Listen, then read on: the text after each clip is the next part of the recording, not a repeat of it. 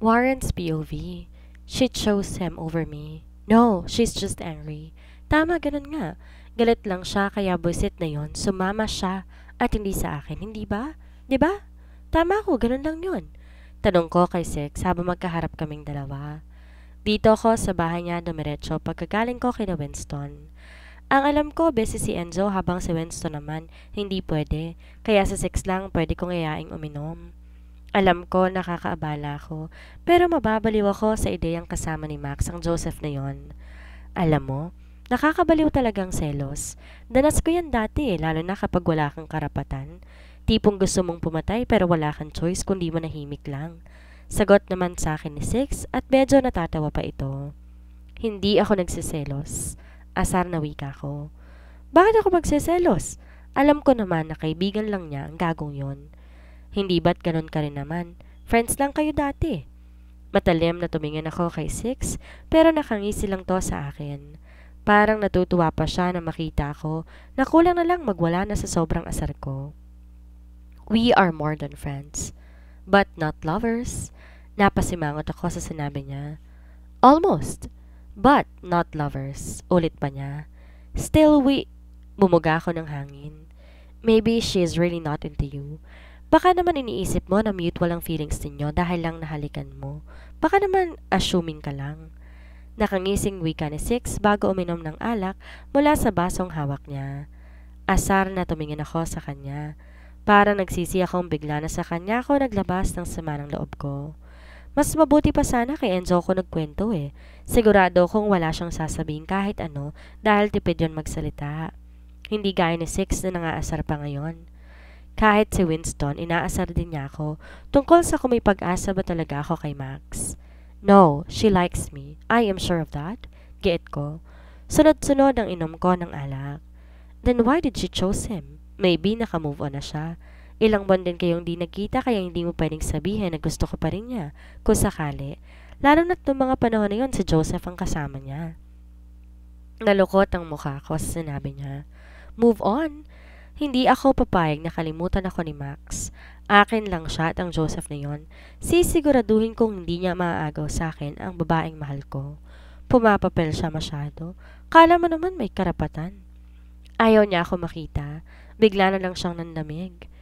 Kumuha ko ng isang sigarilyo mula sa table at sanindihan iyon. Nasa outside sala naman niya kami, kaya pwede akong manigarilyo. She did not let me explain. Siguro kung sa simula pa lang, pinaliwanag mo na sa kanyang lahat, you will not need to explain at the end. Di mo agad sinabi sa kanyang intensyon mo, kaya nagkaroon kayo ng misunderstanding. Idagdag pa na may ex kang mukhang obsessed pa rin sa'yo. Kung una pa lang sinabi ko na sa kanya na gusto ko siya, baka una pa lang pinagtabuyan na niya ako. Bumuga ako ng usok. Dati ayaw talaga niya sa akin, kaya nga gumawa ako ng paraan para mahulog siya sa akin, pero mukhang sablay pa rin.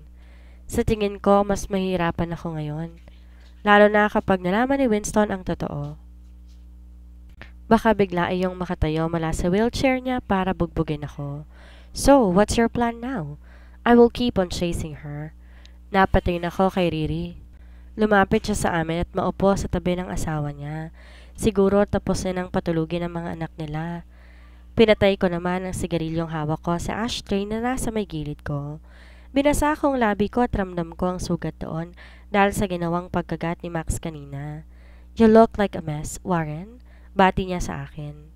Hindi nakaligtas sa mga mata ko ang mabilis na pagpulupot na isang kamay ni Six sa bewang ng asawa niya at hapitin to para mas mapalapit sa kanya. They look good together. Sana ganun din kami ni Max kung walang mga sagabal. He is heartbroken. Sagot ni Six at mapang-asar nang umisi sa akin. Oh really? Why? Mukhang wala na siyang pag-asang mapansin pa ng babaeng gusto niya. Hindi nga. Bakit naman? Nagkibit balikat si Six. Because he is a jerk? Natawa si Riri sa sinabi ni Six.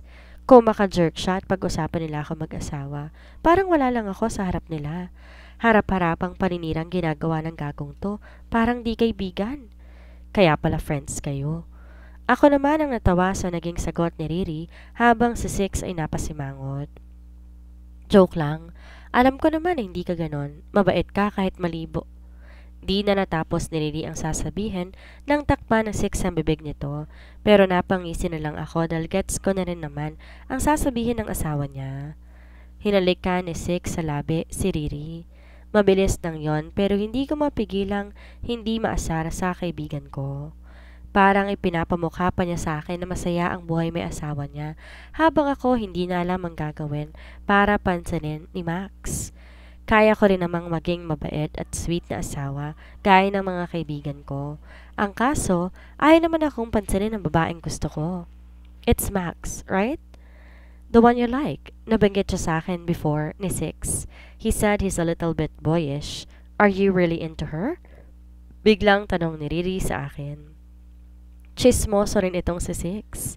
I am in love with her. Matapat na sagot ko. Nakita ko ang malaking ngiti na sumilay sa labi ni Riri sa sinabi ko. Wala naman ng dahilan para itanggi ko pa ang bagay na yon. You are too honest. I smirked at her.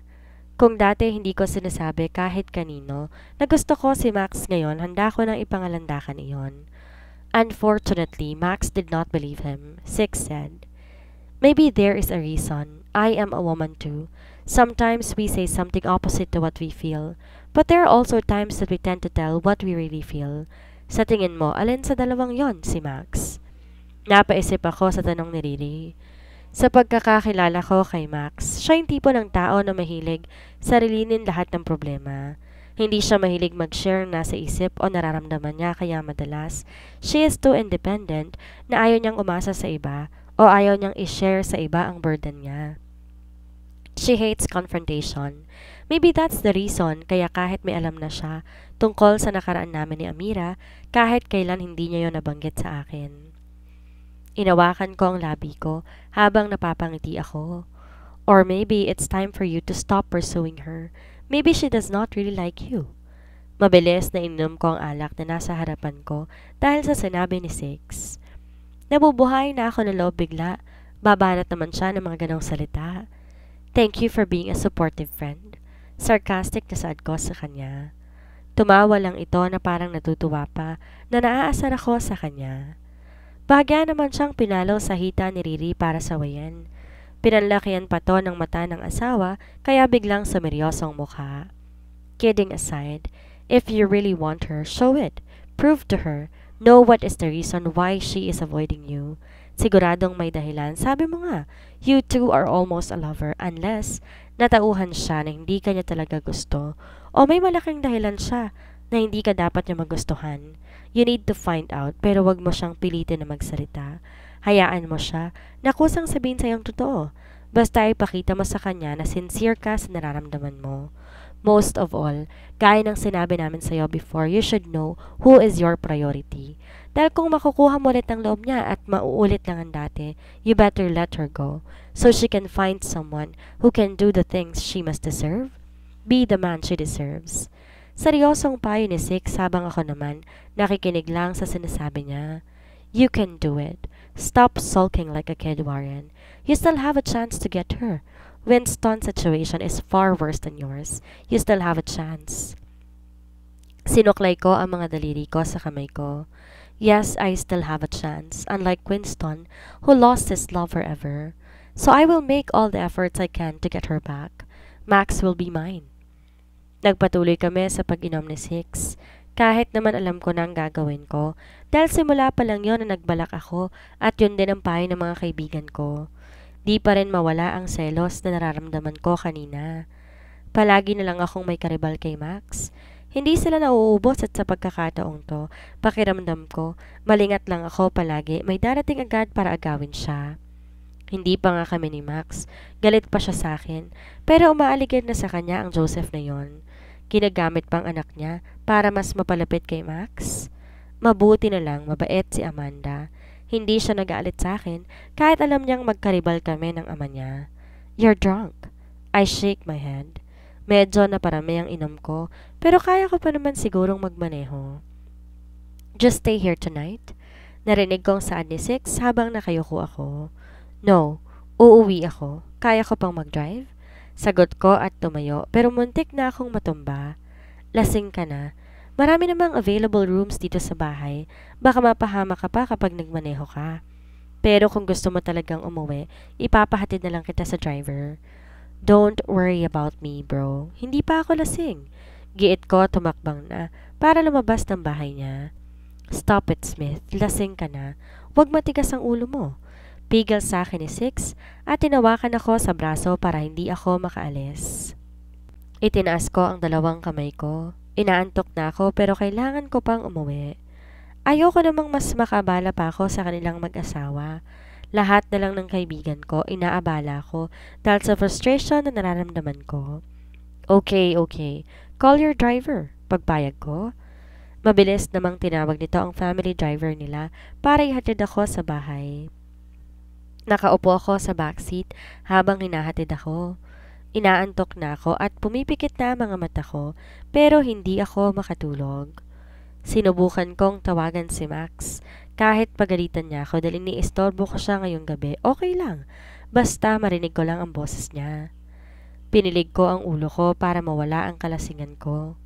Sinubukan kong i-dial ang numero niya at napangiti ako nang makita kong agad na yung sinagot. Pero agad naglaho ang ngiti ko nang ibang boses ang marinig ko. Hello? Who's this? Where's Max? Mariing tanong ko mula sa kabilang linya. Bakit lalaki ang sumasagot sa tawag niya? Who's this? Muling tanong ko, pero mahigpit na ang pagkakahawa ko sa phone ko. I should be the one asking you. Why are you calling my girl in the middle of the night? Your girl? She will never be yours. May diing sagot ko. Hindi ko na kailangan tanungin kung sinong kausap ko. But she's with me right now. Galit na pinatay ko ang tawag. His girl? She's with him right now. Damn him! I will not let him get Max. Turn left. Utos ko sa driver ni Six. I will not go home tonight. I need to know if Joseph is telling the truth. Agad na tinawagan ko ang taong nagbabantay sa kanya. Alam kong busy siya, pero pumayag din naman siya sa utos ko. Where is she? I am at the apartment right now. I'm working. Sagot nito kaya mas lalo kong naasar. But according to her photo GPS, she's not in her apartment right now. Dagdag nito. Drive faster. Utos ko pa sa driver nang ibaba ko na ang tawag. Baka tuluyan na akong mawala ng pag-asa kay Max kapag hinayaan ko silang magkasama pa rin hanggang ngayon. Parang mababaliw ako sa mga bagay na pumapasok sa utak ko. I need to see her now or I will be crazy. Max POV. Napahawak ako sa pisngi kong sinampal ni Lauren. Masakit iyon pero napangisi ako. Siguro kung may makakakita sa akin ngayon, baka isipin nila isa akong kontrabida sa isang pelikula. Nagsasawa na ako na palaging umuunawa sa mga taong nasa paligid ko. Na palagi akong kailangan magbigay para sa ikasasaya nila. Na kailangan ako lagi mag-a-adjust para sa kanila. Siguro walang masama kung gumawa ako ng isang bagay na maaaring pagsisihan ka sa huli, pero ang mahalaga makaganti ako. Kung hanggang ngayon ginugulo pa rin ako ni Lauren tungkol kay Warren, ibig sabihin ayaw na talaga nitong balikan ng anak niya at ako ang sinisisi niya sa bagay na yon. Bakit hindi ko na lang totohanin ang bintang niya? Para kung sakaling pag-initan niya ako at least, totoo ang mga ibinibintang niya sa akin. Siguro hindi ko na kailangan iwasan si Warren. Mas mabuti siguro kung hahayaan ko na siyang makalapit sa akin. Di ko alam anong pumasok sa isip ko. Kung gusto ko lang ba talagang galitin si Lauren o gusto kong patunayan sa kanya na kaya kong kunin at ipagdamot sa anak niya ang lalaking gusto nito. Na kung gugustuhin ko, kaya kong makuha si Warren nang walang kahirap-hirap. Muli akong humawak sa pisngi ko. Isasampal ko sa kanya na nagkamali siya ng taong sinaktan at minaliit. Hindi ako natatakot sa mga banta niya. Kahit mamatay ako, wala namang iiyak sa pagkawala ko eh. Kaya hindi ako takot sakaling may gawin siyang masama sa akin. Nagubad ako ng damit para maligo. Gabing-gabi na, pero gusto ko maglinis muna ng katawan bago ko tuluyang matulog. Matapos kong maligo, nagsuot ako ng isang malaking t-shirt at panty. Walang makakakita sa ayos ko kaya okay lang nagganto ko manamit kapag natutulog.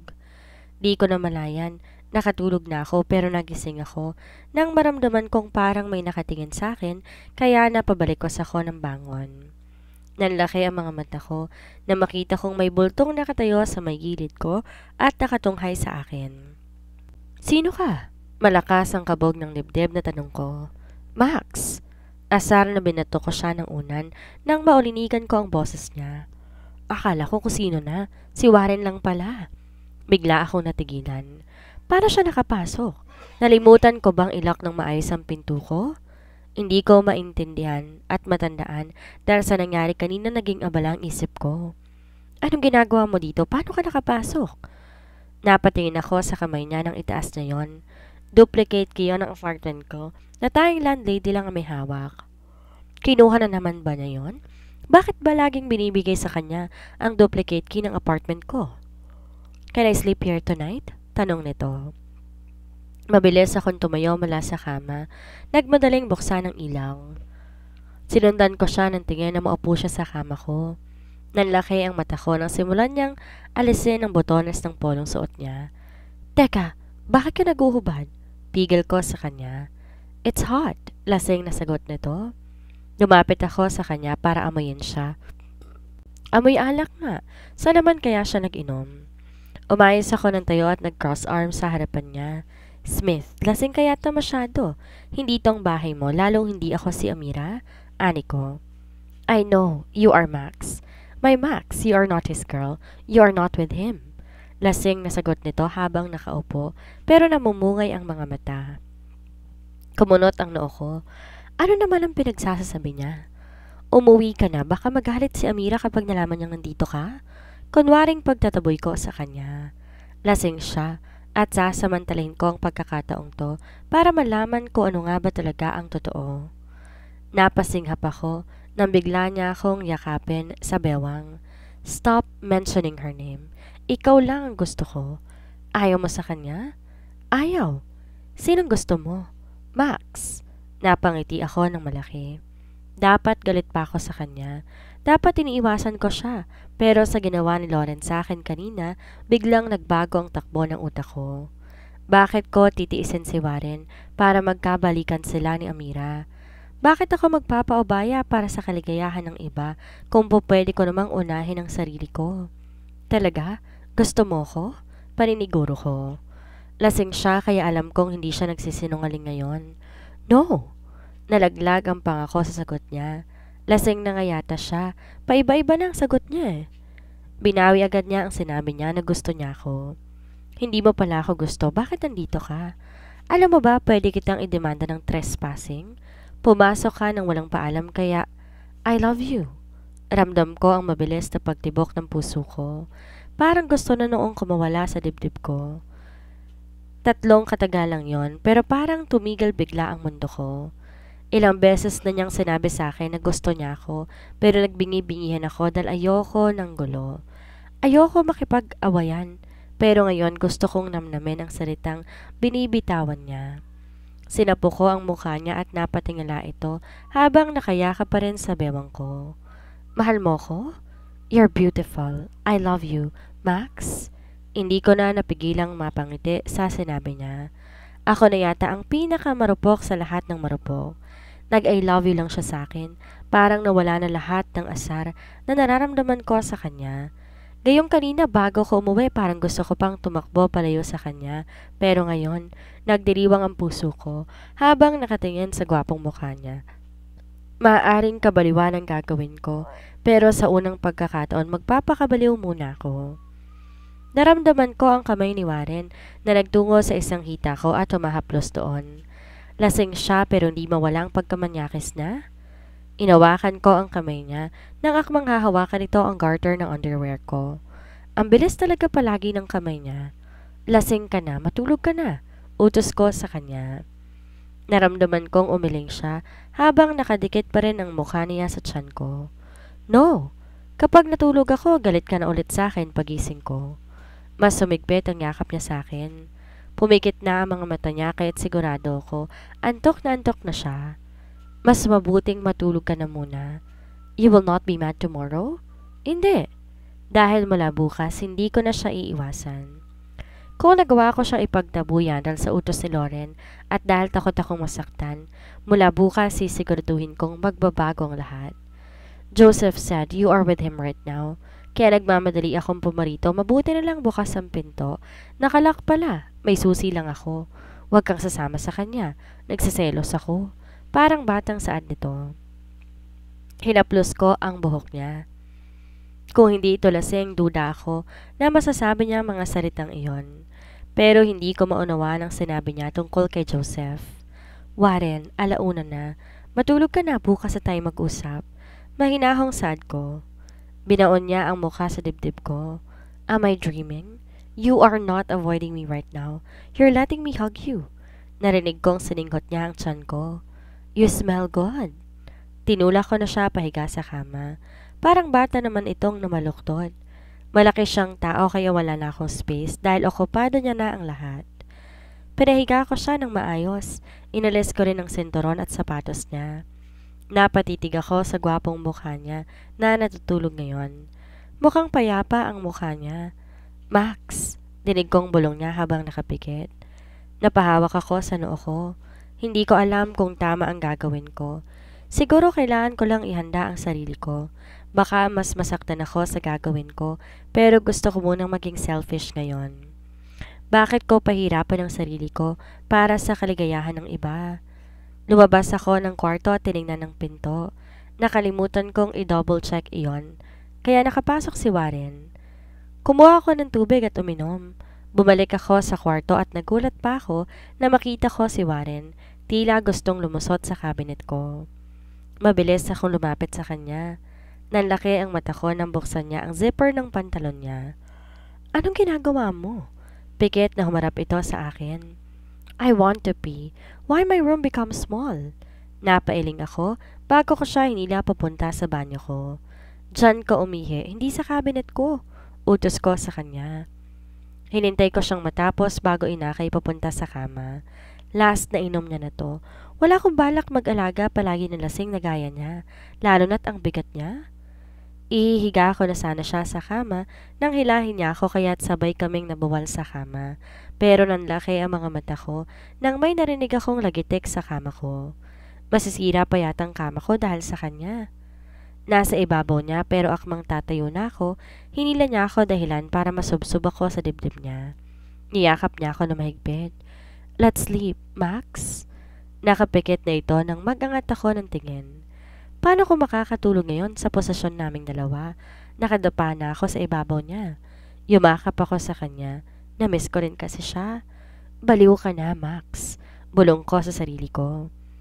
Ang bilis kong nilunok ang mga sinabi ko. Siguro dahil ayokong magpaapi.